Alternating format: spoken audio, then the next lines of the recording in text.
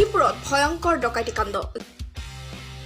জ্যেষ্ঠ সাংবাদিক জিলা আইন সেৱা প্ৰাধিকৰণৰ জ্যেষ্ঠ সদস্য অৱসৰপ্ৰাপ্ত অধ্যক্ষ আবু ছৈদ খানৰ ঘৰত ভয়ংকৰ ডকাইতি কাণ্ড চাৰিজনীয়া ডকাইতৰ দলৰ আক্ৰমণত আহত আবু ছৈদ খান তেওঁৰ পত্নী আমিয়া আফৰোজ খান চিঞৰ দিয়াৰ পিছতে ডকাইতৰ দলটোৱে আবু ছৈদ খানৰ গুপ্তাংগত আক্ৰমণ কৰে ডকাইতৰ দলটোৱে খিৰিকীৰ গিল ভাঙি প্ৰৱেশ কৰিছিল ঘৰৰ ভিতৰত নিশা প্ৰায় 10:30 বজাত সোমাইছিল ডকাইতৰ দলটো ওচৰ চুবুৰীয়াই ডকাইতৰ দলটোক খেদি যোৱাত পেলাই থৈ যায় চুকা চুৰি মাৰনাস্ত এই ভয়ংকৰ ঘটনা সংঘটিত হৈছে লখিমপুৰৰ বঙালমৰাত কিন্তু ঈশ্বৰৰ কৃপাত মই সাহসেৰে তেওঁলোকৰ লগত মোকাবিলা কৰিলোঁ মই সিহঁতক গুৰ মাৰি দিলোঁ গুৰ মাৰি দিয়াৰ কাৰণে সিহঁতে ভয় খাই পলালে চিঞৰিলোঁ মানুহ আহিলে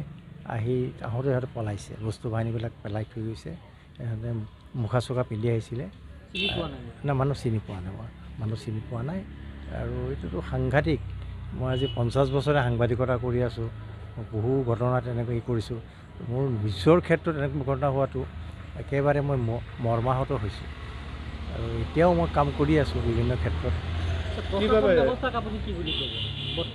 প্ৰশাসন ব্যৱস্থা চলি আছে প্ৰশাসনেতো আৰু কৰিব নোৱাৰে আৰক্ষী বিভাগো যথেষ্ট হৈ আছে কিন্তু হ'লেও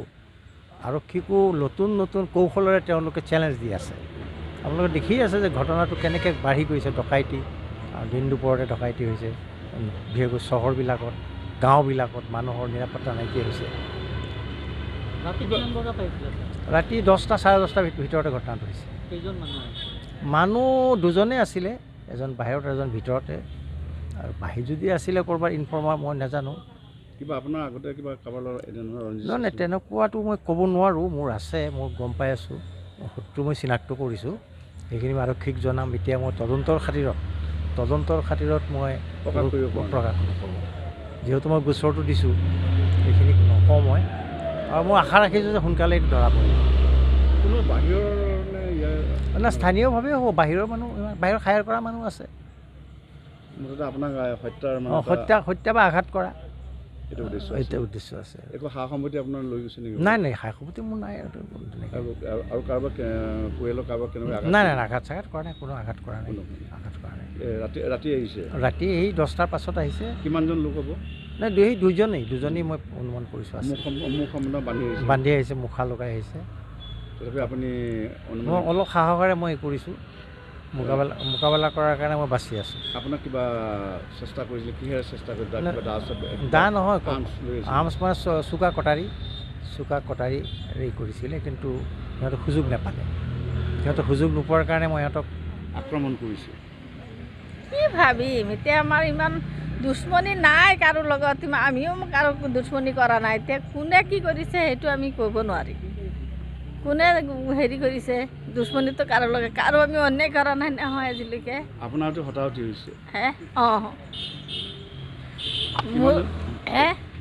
মোক মানে ধৰি গৈছিল আৰু ডিঙিত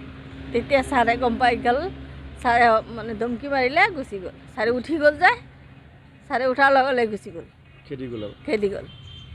মই চিঞৰি দিলোঁ চুৰ বুলি মই চিঞৰি দিলোঁ তেতিয়াহ'লে চব দোকানীবিলাক ওলাই আহিল হাতে ইমান নহয় চুৰি এটা লৈ আহিছিল নাই আগতে হোৱা নাই কেতিয়াও হোৱা নাই সেইকাৰণে আমি দৰ্জাবিলাক ইমান মানে নলগাওঁ আৰু হালকাকৈ ৰাখোঁ গ্ৰিলত মানে তলা নলগাওঁ খিৰিকী ৰদটো ফাঁক কৰি সোমাইছে